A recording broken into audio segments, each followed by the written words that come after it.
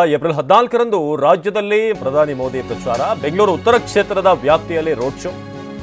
April 14ರಂದು ರಾಜ್ಯದಲ್ಲಿ ಪ್ರಧಾನಿಯವರ ಪ್ರಚಾರ ಇರುತ್ತೆ. ಬಹಳ ಮುಖ್ಯವಾಗಿ ಬೆಂಗಳೂರು ಉತ್ತರ ಕ್ಷೇತ್ರದ ವ್ಯಾಪ್ತಿಯಲ್ಲಿ ರೋಡ್ ಶೋ.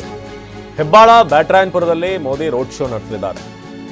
ಸಮಾವೇಶ ಹಾಗೂ ರೋಡ್ ಶೋನಲ್ಲಿ ಭಾಗವಹಿಸಲಿರುವಂತಹ ಪ್ರಧಾನಿ ಏಪ್ರಿಲ್ 14ರಂದು ಸಂಜೆ ಮೋದಿ ರೋಡ್ ಶೋ ನಡೆಸ್ತಾರೆ. ಅದಾದ್ಮೇಲೆ ದೇವನಹಳ್ಳಿಯಲ್ಲಿ ಮೋದಿ ಸಾರ್ವಜನಿಕ ಸಮಾವೇಶವನ್ನು ಆಯೋಜನೆ ಮಾಡಲಾಗಿದೆ.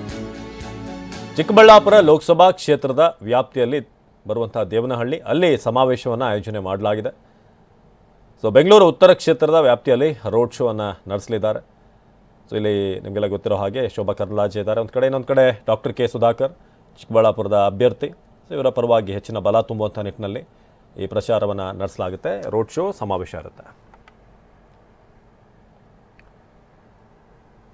ಈಗ ಮೋದಿ ಗಾಳಿ ಇಲ್ಲ, ಆ ಗಾಳಿ ನೋಡುತ್ತಿಲ್ಲ, ಎಲ್ಲಿ ಹೋದರೂ ಕೂಡ ಗ್ಯಾರಂಟಿ ನಡೀತಿದೆ ಅಂತ ಡಿಸಿಎಂ ಡಿ ಕೆ ಶಿವಕುಮಾರ್ ಹೇಳಿದ್ದಾರೆ. ಒಂದು ಮೋದಿ ಹವಾ ಅನ್ನೋ ಮಾತಿತ್ತು, ಆ ಹವಾ ಆ ಗಾಳಿ ಈಗ ಇಲ್ಲ. ಎಲ್ಲಿ ನೋಡಿದ್ರು ಕೂಡ ಗ್ಯಾರಂಟಿ ಮಾತ್ರ ಕಾಣಿಸ್ತಾ ಇದೆ ಅಥವಾ ನಡೀತಾ ಇದೆ, ಜನ ಮಾತನಾಡ್ತಿದ್ದಾರೆ ಅಂತ ಡಿ ಕೆ ಶಿವಕುಮಾರ್ ಬೆಂಗಳೂರಿನಲ್ಲಿ ಹೇಳಿಕೆ ಕೊಟ್ಟಿದ್ದಾರೆ. ಅಂದರೆ ಅವರ ಗ್ಯಾರಂಟಿಗಳು ರೀಚ್ ಆಗಿದೆ ಜನರಿಗೆ ಅಂತ.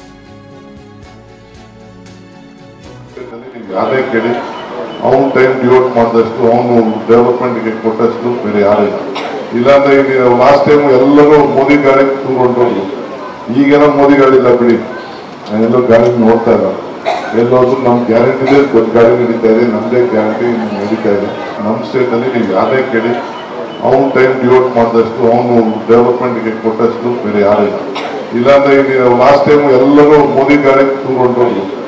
ಈಗೇನೋ ಮೋದಿ ಗಾಳಿ ಇಲ್ಲ ಬಿಡಿ, ಎಲ್ಲೋ ಗಾಳಿ ನೋಡ್ತಾ ಇಲ್ಲ. ಎಲ್ಲೋದ್ರು ನಮ್ ಗ್ಯಾರಂಟಿ ಇದೆ, ದೊಡ್ಡ ಗಾಳಿ ನಡೀತಾ ಇದೆ, ನಮ್ದೇ ಗ್ಯಾರಂಟಿ.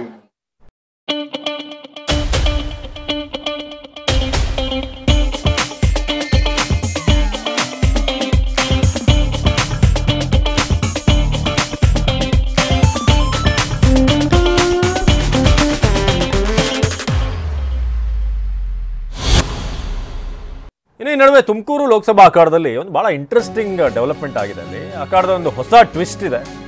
ಮಾಜಿ ಸಚಿವ ಮಾಧುಸ್ವಾಮಿ ಅವ್ರನ್ನ ಅಲ್ಲಿನ ಕಾಂಗ್ರೆಸ್ ಅಭ್ಯರ್ಥಿ ಮುದ್ದಹನುಮೇಗೌಡ ಭೇಟಿಯಾಗಿದ್ದಾರೆ.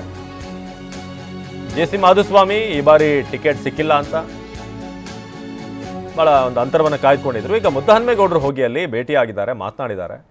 ಸೊ ಆ ಸಂದರ್ಭದಲ್ಲಿ ಹೂವಿನ ಬೊಕೆಯನ್ನು ನೀಡೋ ಮೂಲಕ ಉಭಯ ಕುಶಲೋಪರಿ ಆಗಿದೆ. ತುಮಕೂರು ಕ್ಷೇತ್ರದ ಕಾಂಗ್ರೆಸ್ ಅಭ್ಯರ್ಥಿ ಮುದ್ದಹನುಮೇಗೌಡ ಈಗ ಮಾಧುಸ್ವಾಮಿ ಅವರನ್ನ ಭೇಟಿಯಾಗಿರೋದು. ವಿ ಸೋಮಣ್ಣ ವಿರುದ್ಧ ಅಸಮಾಧಾನಗೊಂಡಿರುವಂಥ ಮಾಧುಸ್ವಾಮಿ ಈ ನಡುವೆ ಕುತೂಹಲ ಮೂಡಿಸಿದೆ ಮುದ್ದಹನುಮೇಗೌಡರ ಭೇಟಿ.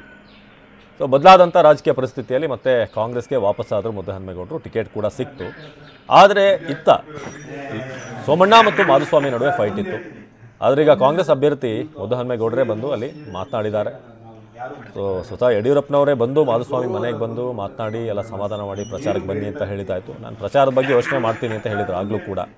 ಸೊ ಈಗಲೂ ಕೂಡ ಈ ಬಾರಿಯ ಲೋಕಸಭಾ ಸ್ಪರ್ಧೆ ಏನಿದೆ ಸೋಮಣ್ಣ ಅವರ ಪರವಾಗಿ ಹೆಚ್ಚಾಗಿ ನಿಂತಿದ್ದಿಲ್ಲ ಮಾಧುಸ್ವಾಮಿ. ಇಲ್ಲಿ ಈ ಬೆಳವಣಿಗೆ ಈಗ ಕುತೂಹಲ ಮೂಡಿಸ್ತಾ ಇದೆ.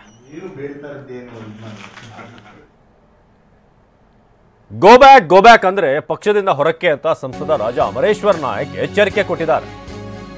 ಯಾರಾದರೂ ಗೋ ಬ್ಯಾಕ್ ಅಂತ ಘೋಷಣೆ ಕೂಗಿದ್ರೆ ನಿಮ್ಮನ್ನ ಪಕ್ಷದಿಂದ ಹೊರಗಡೆ ಹಾಕಬೇಕಾಗುತ್ತೆ ಅಂತ ರಾಜಾ ಅಮರೇಶ್ವರ್ ನಾಯಕ್ ಎಚ್ಚರಿಕೆಯನ್ನು ಕೊಟ್ಟಿರೋದು ಸಂಸದ. ರಾಯಚೂರು ಬಿಜೆಪಿಯಲ್ಲಿ ಇನ್ನೂ ಕೂಡ ಬಂಡಾಯ ಶಮನ ಆಗಿಲ್ಲ. ಹಾಲಿ ಸಂಸದರ ವಿರುದ್ಧ ಗೋ ಬ್ಯಾಕ್ ಅಭಿಯಾನ ಕೇಳಿ ಬರ್ತಾ ಇದೆ. ಹೈಕಮಾಂಡ್ಗೆ ರಾಜಾ ಅಮರೇಶ್ವರ್ ನಾಯಕ್ ದೂರು ಕೊಟ್ಟಿದ್ದಾರೆ. ರಾಜ್ಯ ಚುನಾವಣಾ ಉಸ್ತುವಾರಿ ಹೈಕಮಾಂಡ್ಗೆ ದೂರು, ಬಂಡಾಯದ ಬಗ್ಗೆ ಖಡಕ್ ಎಚ್ಚರಿಕೆ ಕೊಟ್ಟಂತ ಬಿಜೆಪಿಯ ಸಂಸದ. ಪಕ್ಷದ ವಿರುದ್ಧ ಮಾತನಾಡಿದ್ರೆ ಮೋದಿ ಬಗ್ಗೆ ಮಾತನಾಡದಂತೆ ಅಂತ ಹೇಳಿದ್ದಾರೆ. ಬಂಡಾಯದ ಬಗ್ಗೆ ಯಾರಾದರೂ ಗೋ ಬ್ಯಾಕ್ ಅಂದ್ರೆ ನಾವು ಪಕ್ಷದ ತೆಗಿಬೇಕು. ನಾವು ಯಾವನೋ ಉಸುಗುಡೆನೋ ಇನ್ಯಾವನೋ ಪಕ್ಷದಲ್ಲಿ ಇರಲಾದಂಥವ್ರು ಪ್ರವೋಕ್ ಆಗಿ ಅಂದು ಒಂದು 4 ಜನ ಅಂದರೆ ಅದೇ ದೊಡ್ಡದಲ್ಲದು. ನಾನು ಇಲ್ಲೇ ಇರೋನು, ಇಲ್ಲೇ ಬೆಳೆದವನು, ಇಲ್ಲೇ ಇರೋನು. ಯಾವನೋ ಕಾಂಗ್ರೆಸ್ಸಿಂದ ಬಂದಂಥ ಅಭ್ಯರ್ಥಿ ಹೊರಗಿಂದ ಬಂದಾನೆ, ಅದಕ್ಕೆ ಗೋ ಬ್ಯಾಕಪ್ಪ ಅಂದರೆ ಸರಿ ಆಗ್ತದೆ. ಇಲ್ಲಿ ಗೋ ಬ್ಯಾಕ್ ಅನ್ನೋ ಅರ್ಥನೂ ಗೊತ್ತಿಲ್ಲದಂಥವ್ರನ್ನೇ ಮುಂದೆ ಮಾಡ್ಯಾರ ಅವರು. ಆ ದೃಷ್ಟಿಯಿಂದ ಈ ಪಕ್ಷ ಸ್ಪಷ್ಟ ತೀರ್ಮಾನ ತೆಗೆದುಕೊಂಡಿದೆ. ಒಂದೆರಡು ದಿವಸದಲ್ಲಿ ಅದನ್ನು ಸರಿಪಡಿಸ್ತಕ್ಕಂಥ ಮಾಡ್ತದೆ. ಅದನ್ನು ಮುಂದುವರಿಸಿದರೆ ಅವ್ರನ್ನ ಹೊರಗಾಕಂಥ ಕೆಲಸ ಮಾಡ್ತಾರೆ. ಇಲ್ಲಿ ಯಾವುದೇ ಈಗ ಪಕ್ಷದ ತೀರ್ಮಾನ ಆಗಿದೆ, ಪಕ್ಷದ ಆದೇಶ ಆಗಿದೆ. ಏನೇ ಯಾವುದೇ ವಿಚಾರ ಪಕ್ಷದ ಬಗ್ಗೆ ಮಾತಾಡಿದರೆ ಅದು ಸನ್ಮಾನ್ಯ ನರೇಂದ್ರ ಮೋದಿಜಿಯವ್ರ ಬಗ್ಗೆ BJP ಪಕ್ಷದ ಬಗ್ಗೆ ಮಾತಾಡ್ದಂಗೆ. ನಾನು ಇವತ್ತು ಇಲ್ಲಿ ಕೇವಲ ಪಕ್ಷದ ಅಭ್ಯರ್ಥಿ. ಏನೇ ಚಟುವಟಿಕೆ ನಡೆದರೂ ಅದು ಪಕ್ಷದ ಮೇಲೆ ಆದಂಗೆ ಆಗ್ತದೆ. ನಾನು ಈಗಾಗಲೇ ವರಿಷ್ಠರಲ್ಲೂ ಮಾತಾಡಿದ್ದೀನಿ. ಅಂಥವು ಏನೇ ಚಟುವಟಿಕೆಗಳು ನಡೆದರೆ ನಿರ್ದಾಕ್ಷಿಣ್ಯವಾಗಿ ಅವ್ರನ್ನ ಹೊರಗೆ ಹಾಕಲಾಗ್ತದೆ ಅಂತ ಹೇಳಿದೆ. ಸುದ್ದಿ ಮುಂದುವರಿಯುತ್ತೆ ಚಿಕ್ಕ ಬ್ರೇಕ್ನ ನಂತರ.